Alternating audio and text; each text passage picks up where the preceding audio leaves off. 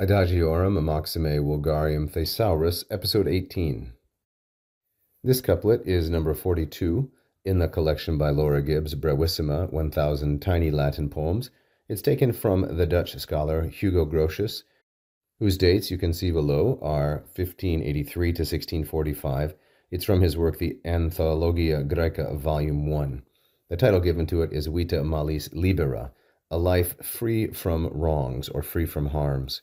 Here it is, an elegiac couplet. Once again, to review, remember the first line is dactylic hexameter, and the second line is a pentameter. So the first line has 6 feet, and the second line has 5. It's a double hemi-epes, 2.5 feet, and then 2.5 more feet.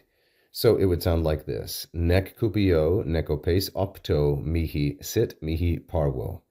Lai ta sed a durdris, libera vita malis. Now to show the scansion in more detail, nec cupi, there's a dactyl.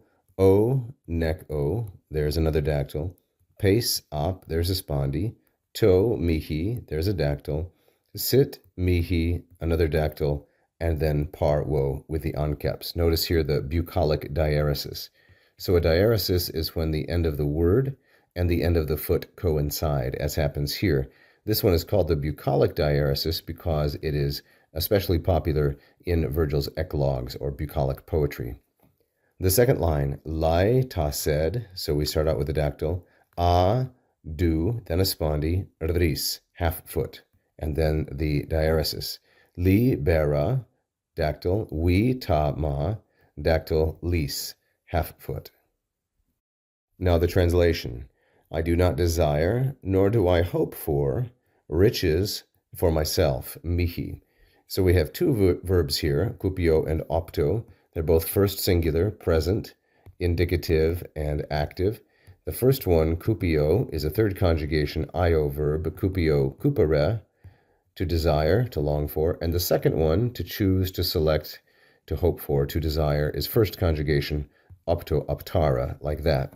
The object is opes, feminine, plural, and accusative. It's the object of both verbs, one of the many nouns in Latin that has to do with wealth or riches.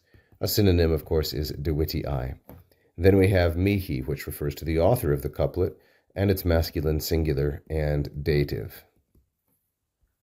Now the conclusion, we have sit mihi parvo. Sit is our verb in the second portion after the colon here, and it's third singular, present subjunctive and active, from the irregular verb, of course, esse. It's here an independent subjunctive. It's being used independent, not subordinated to another verb. Its subject is vita, feminine, singular, and nominative. And vita has two modifiers, laeta and libera. So let life be happy. So may life be happy for me, mihi. And who am I? I am a parvo, that is, an insignificant person. So mihi and parvo are masculine, singular, and dative.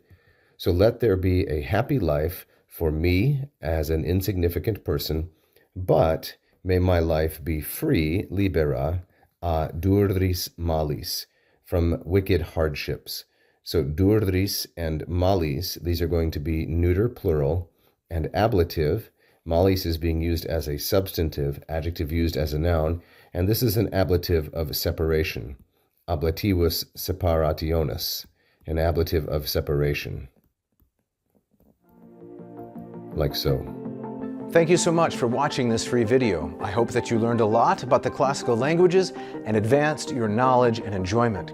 You can help us keep going with this instruction if you like this video and subscribe to the channel. We've had hundreds of thousands of views in the last 9 years, and we would really like to grow our number of subscribers.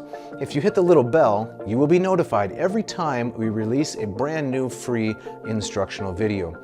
You can also check out one of my Latin or Greek courses at LatinPerDiem.com or mossmethod.com. Check the links if you'd like to study Latin and Greek with me directly. So keep learning, and vale tote omnes.